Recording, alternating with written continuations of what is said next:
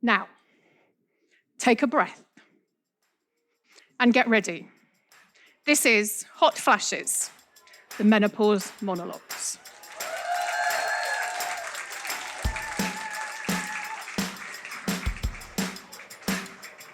And that was how the evening of Sunday the 13th of April started.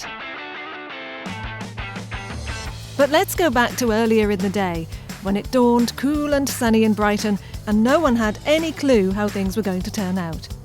The group WhatsApp was already lighting up with reports of surprise night sweats, excessive bleeding, a sick cat and a mishap involving a camper van on the drive down to Brighton.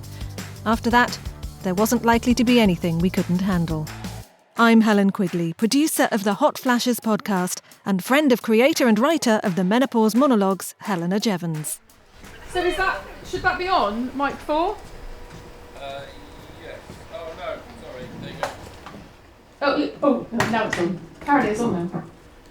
Thank you, my love. Welcome. I'm just testing mics. Hello. Hello. Hello. Welcome to the space. Can I just do mine through? Is that all right while I've got it on? This is Hot Flashes, the Menopause Monologues. Yeah, that's fine. It'll do. Yeah. Is there music straight after that? Yes, that should go into music. Yeah. Before I lost her to her myriad to-do list, and mine wasn't much shorter, I managed to grab a few minutes with Helena to find out how she's feeling. So we finally made it to Sunday the 13th of April. And we are in prep technically, for Hot Flashes Menopause Monologues, the live event. We are. What does it mean to you to be here today like this now? That's a really good question. So I am delighted, amazed. The monologues are sounding so good. I think there's always an excitement that comes with a live performance that's completely different. I personally love the tech, the lights, just getting it all to look really perfect. And I just can't wait to see all of these actresses, lots of whom we've been rehearsing with over Zoom, do their stuff and their full acting on stage, because this is how I first imagined it right at the beginning. So it's nice that this has now happened. It's amazing to have a combination of Brighton-based actresses and actresses who have, wanted to come and do this live on stage when some of them have not done a lot of live stage stuff for quite a while. So I'm very touched that they have wanted to come and dust off their acting shoes on this beautifully lit red stage with these lit up letters with light bulbs singing Hot Flashes, and it's really amazing. And it definitely says Hot Flashes now. It definitely does. We have no one has been in and rearranged the No one letters. has been rearranging the letters. We have discovered that our actresses do like a little bit of Wordle, and they do like to try and make as many words as possible out of the letters available. So what, having seen it, do you want the audience to take away from this? I think I just want them to think about the challenges of menopause a little bit more, because 50% of the population is going to be going through the challenges that menopause throws up. And I think we still live in a society that is very punishing of women who are not as youthful and are not as compos mentis is the phrase that springs to mind. That's not quite right. But you know what I mean? I think it's quite tough for women to say, I'm a bit brain foggy, I'm a bit ragey, I'm a bit forgetful, I'm too hot, too cold, can you change the office thermostat? Mm-hmm.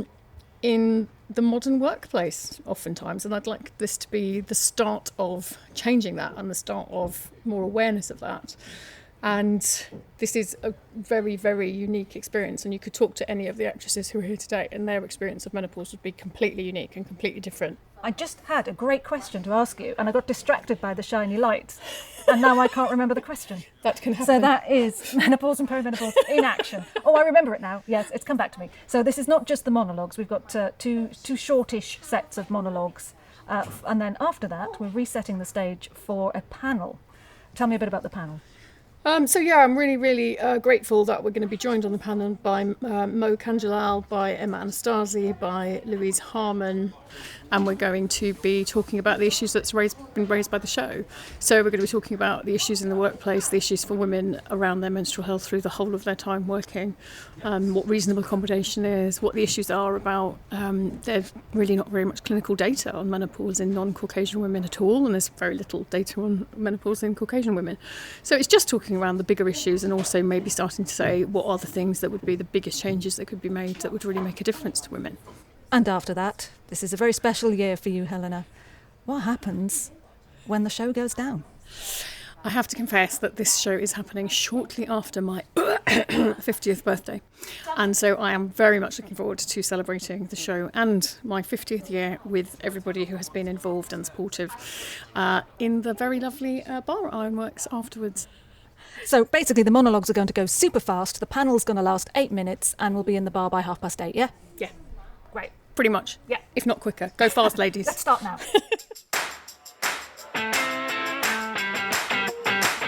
Natalie Chisholm, you're doing double duty at the Menopause Monologues tonight as both a actor and the host of the panel later on in the evening. So Natalie also read 7 equal dabs in the podcast and is performing the same monologue on stage tonight. Which monologue are you doing? And tell me a little bit why you decided to be here in person.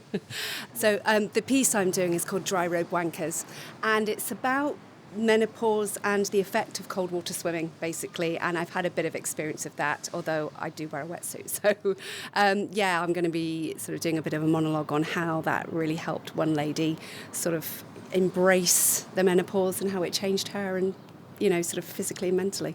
I never thought I'd be one of those people, you know the type, up at the crack of dawn, marching towards the sea in the middle of January, armed with a ridiculous amount of gear.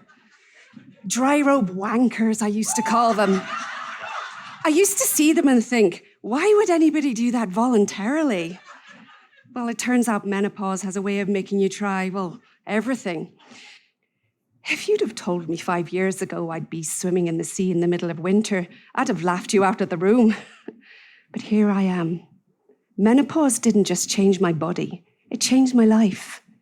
It pushed me into the sea, into the arms of strangers who became friends, and into a version of myself I didn't know I could be.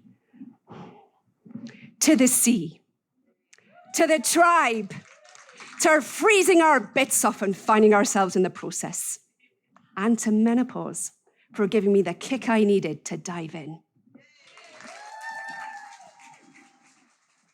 And a lot of the women taking part tonight have some personal experience of menopause, perimenopause in all of its shapes and guises. And so do you. I do. So 7 equal dabs in particular, which refers to testosterone. That is certainly something that I've had a lot of experience with, and just obtaining the HRT that I needed, and also getting the ear of a understanding GP that knows what symptoms are with perimenopause and menopause, and actually it's not just a blood test that's going to do it. There are other symptoms too. So it's definitely one close to my heart. With only one dressing room for 9 actors and a stage manager, me, there wasn't room for much else in there apart from snacks, so I decided to extract 4 of the actors for a chat back in the studio space, including Ali and Phil, who also recorded monologues for the series, and Pollie and Lisa, who were taking part for the first time. My name's Ali. I am playing Claire. I am with an accent, not this one, maybe this one. And my monologue is all about... My monologue's called From PMS... I don't know why, but Helena just kangaroo hopped across the stage. I'm doing an interview over here. Well, quite appropriately, it's called From PMS to What the Fuck. Yeah. And it is about all the joys of menopause. Everything it entails. Yeah, it's all the basics. It's the basics. Yeah. Yes, it's the basics done with humour.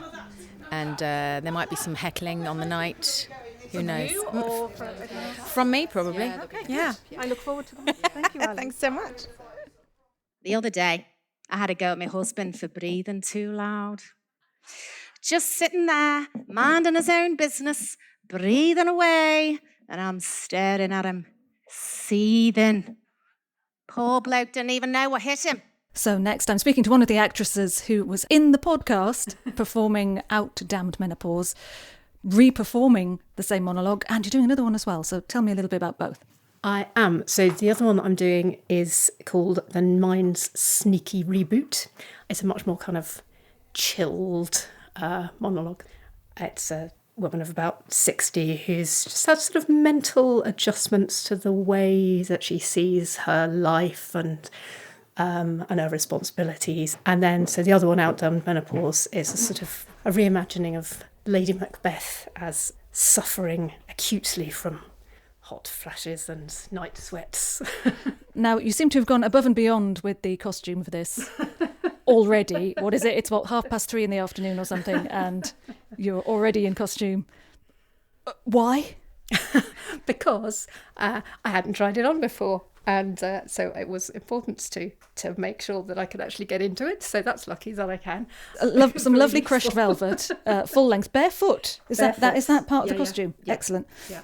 I feel like asking footballers before they go on the field here. How are you feeling? I'm feeling a little bit nervous. It's really exciting to be here and have all the other actors here to actually see each other in person and run the things, and so I'm looking forward to it. It's like the mind's decluttering, pulling out bits and pieces that I had stashed away thinking I would never have to look at again. But there they are, whispering, "You haven't dealt with this yet, have you?" I'm Pollie Rafferty and I'm doing the PTA Queen. I was picked because I was PTA chair at one point, and it's sort of like very close to my heart in that respect. And it's just a run through of an average PTA's life and the things they're challenged to deal with in that period of time. We're just a few hours away from the start. How are you feeling? I'm getting more nervous. The lines are constantly going through my head as we speak, but I'm excited, looking forward to it. I'm really pleased and honoured to be a part of it as well.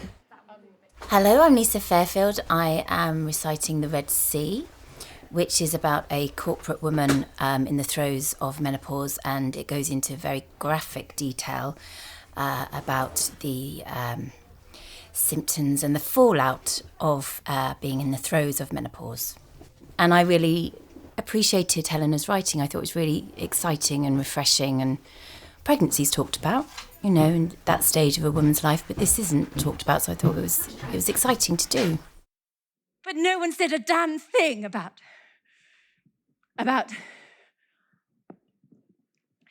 the blood. The first time it happened, I thought I was dying. Truly. I stood up at a charity luncheon, pearls perfectly arranged. And then suddenly, I was soaked. Not a little trickle, not an awkward stain. A veritable river that would have been terribly visible to the 300 terribly generous donors for Donkeys for the Deaf had my suit not fortuitously been a dark blue. Women like me, we don't talk about these things. We're meant to carry on, smile through it. We dab at the corners of our mouths with monogrammed napkins whilst our insides are falling out. But I tell you this, menopause doesn't give a damn about your silk blouses or your promotions. It doesn't care less about your social calendars or your bloody Persian rugs. And do you know what? I'm not embarrassed to talk about it anymore, because someone has to. Someone has to warn the others. So I'm warning others now.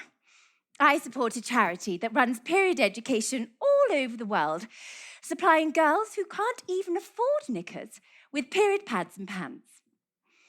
Not being able to go to school for 1 week, a month, because you had no knickers to start with. I never really thought.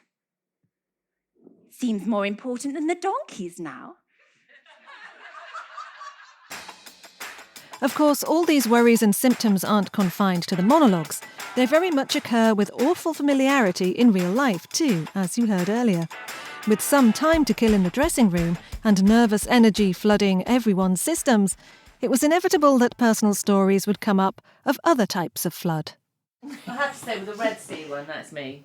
Like the worst. Yeah. I was doing my sister's like that. She has to sit on a towel in I've the had car. like not been able to get out of the house and stuff. I was a celebrant for my friend's wedding. Oh yeah. It was the worst day I'd ever had. I was flooding out something awful. I had this real fear that I had to sit down in the in the wedding, because they were doing a thing, Yeah. I ended up having to stand up. And they were thinking, why is she standing up? She looks really weird. Get off, go away. And I was like, I'm not moving.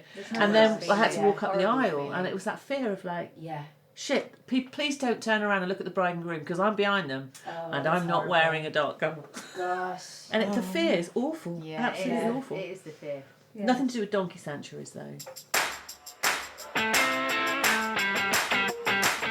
Hi, I'm Katy Moore, and I am doing the creation myth at the beginning, which opens the show. And I'm then following it up with New Vag, trademarked, which you have to see to understand. Now, you had a slightly different name for this when we were rehearsing, didn't you? What did you call it? New Labia.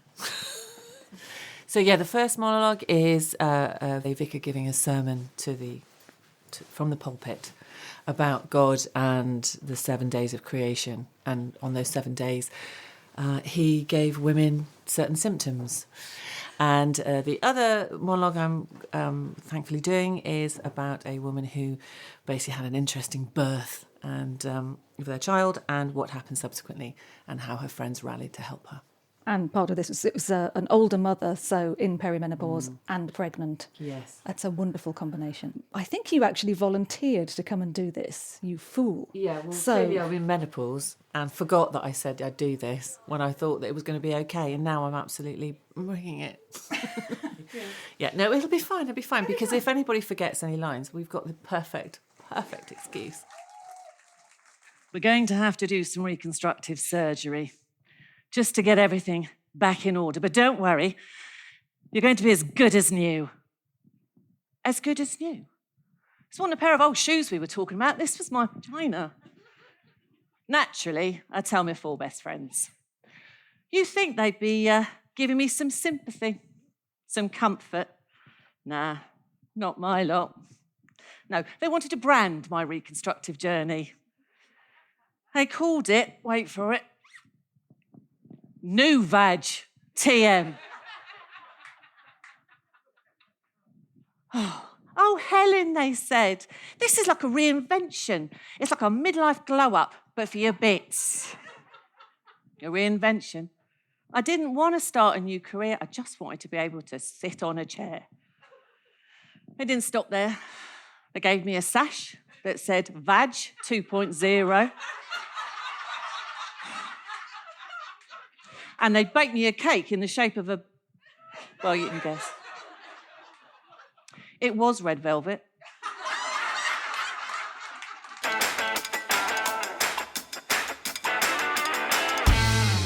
Hi, I'm Louisa Gummer. I'm doing 2 monologues. The first one is about a woman who is finding the challenge of menopause in a very male-dominated professional environment, and the fact nobody wants to talk about it. And the second one is a woman who has had a revelation whilst watching a film she remembers from her childhood, and it has completely re-explained her whole understanding of the main character. I love the way you're doing your voiceover voice as well. I am, yes. Because that means I'm calmer. So how did you end up here? Well, that would be your fault. But no, it's your fault. It's because I know you, because you said that it was this brilliant project. And when I actually saw the scripts, I thought, no, it is a brilliant project and I'd love to do one. So I did. Yes, you were one of the early recruits. I think you and Natalie were first. Yeah. And Katy. Katy, you were the first 3. And also the first 3 to go, can we do this live? Can I do the live show? Which I'm beginning to regret now. Yeah, you idiots. You fools. I don't know why I did that. I'd be much happier sitting at home watching the telly. But it'll be fine when it's done. Why do you think I'm standing here with the microphone and not going out there? This is the best excuse I've got for not actually doing one of my own. Helena was like, are you going to do one? I'm like, I'm so not. I'll have the microphone. I need to look after the podcast. You will do one. Eventually. Are you telling me to do one? No. I'm enough to do that. No. The point is, I'm sure you will at some point.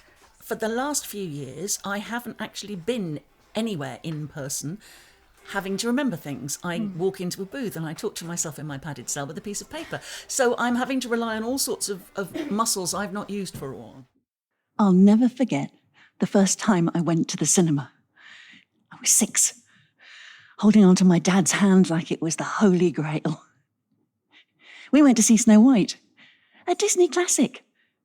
And I was enchanted.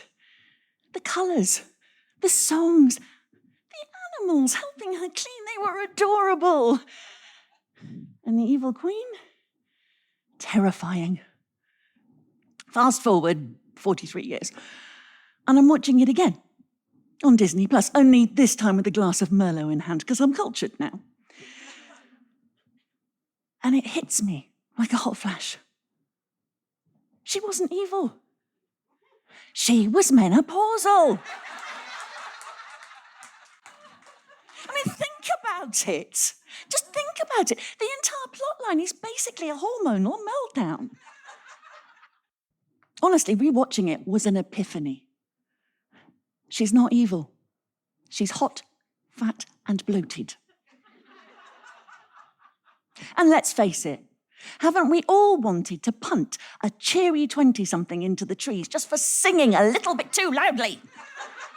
The timer is counting down, and we need to squeeze in a technical cue to cue, the ins and outs of each monologue, plus music, set, mic, and prop changes before the doors open to the general public. All hot flashers are herded into the green room to hear the plan of action. For anybody who's doing something stationary in the middle stage, you're completely still. So, for example, Katy at the lectern, we've got quite a tight spot. So it starts off warm for me to do the intro to the show, and then it goes much cooler, like you're in a church, for you to do yours.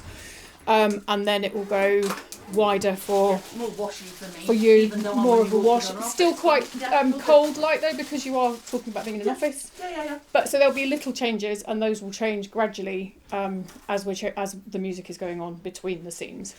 So we will run all that as soon as all of that is set up in the lighting system. All the music cues are ready to go, and the order is fine.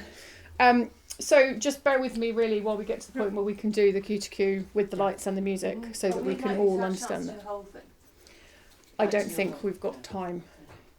So just bear with me while I finish the lighting cues. If any of you want to go in there and run anything, please do. I'll come and grab you. Phil is pacing in the back of here. You can go and pace in the reception area. Bar area is not going to have anybody in it until 6:30, so you can also use that space. There's a lot of space if you want to go and run through things or... I just need to go through mine just once. 30 minutes to go. How's the director feeling? I feel like a startled horse. Yes, it'll be good. It'll be fine. I think it'll be fine. It will be fine. While Helena practices some breathing and grounding exercises, I head out to the foyer to find her daughter, Charlotte, who has been the chief sounding board for almost every newly written monologue, and naturally, she has a story or two with which to embarrass her mother. Charlotte is... How old are you, Charlotte? 10. So, quite young to be learning a lot about the menopause. Tell me a little bit about that experience as your mum worked on all of this. So she's like, come here, listen, kids. Like, always in the kitchen, like, listen to this one. Do you like this one? That's always what she's doing. She's writing one about every day, I think. There's so many of them. I don't think any of my other friends' mums have done something a bit this mad. But many of the monologues are about brain fog, forgetting things, not quite knowing what you're doing with yourself. What sort of things has your mum done that she can attribute to menopause? She called the dashboard in the car mantelpiece. She leaves her car keys in the most random places. She once left it in the pocket of her blue hoodie thing, under her bed, and we had to walk to school, me and her, because she couldn't find it. Are you looking forward to tonight? Yeah. Do you have a favourite? Like the alien one. That was the first one I heard. Greetings, esteemed members of the Galactic Council. I, Quark X7 of the Kytherian system, emissary of the 5th Galactic Quadrant, returned from my assignment on the primitive world designated Terra 3, or as its inhabitants call it, Earth. The audience is settled, the house lights go down, the stage lights come up, and Helena takes the stage with some very important words. Good evening, ladies and gentlemen, and welcome to Hot Flashes of the Menopause Monologues. I want to begin by thanking you for being here tonight, whether you've come out of curiosity, solidarity, or sheer hot-flushed urgency. You are now part of something bigger than a performance. You are now a critical part of a conversation, overdue and underrepresented. Menopause has been whispered about in corridors, joked about on the sidelines, too often ignored in boardrooms, dismissed in doctor's surgeries, and sometimes even in our own homes. But tonight, it takes centre stage. These monologues are bold, they're funny, they're raw, they're heart-wrenching and hilarious, often in the same breath. They reflect the truth of what it means to go through perimenopause, menopause, and beyond, not just as a physical change, but as a transformation that touches careers, relationships, identity, and power. Every word you hear tonight has been shaped from real experiences, from voices that refused to stay silent, from stories that demanded to be heard, and are acted tonight by women who have had these very experiences, with the possible exception of the alien sociologist. But then again, who can say? These monologues are for every woman who didn't have the language, the support, or the space to talk about what was happening to her, and for those who are still figuring it out. We are so proud to perform this work here in Brighton, a city known for its boldness, its beauty, and its willingness to speak truth to power. All the incredible, professional, seasoned performers you see here tonight are either perimenopausal or menopausal, and have lived experience of all the themes you will see here. Many of them no longer do live stage work because the anxiety of performance is too much. There are women on the stage waiting for a variety of medical procedures to help their menopausal symptoms, suffering from fibromyalgia and chronic fatigue exacerbated by hormonal changes. There are women who have been recently diagnosed with autism, ADD, ADHD, and other neurological diversity that they managed to mask while the hormones allowed them to. Tonight's performance has seats for those who find it hard to stand. There are props which hold some secret notes that can be referred to if brains get foggy. There are fans in the dressing room. This performance is what genuinely accommodating diversity in a professional workplace or the larger world looks like. Now, take a breath. Loosen your waistband if you need to. Grab a fan and get ready. This is Hot Flashes, the Menopause Monologues.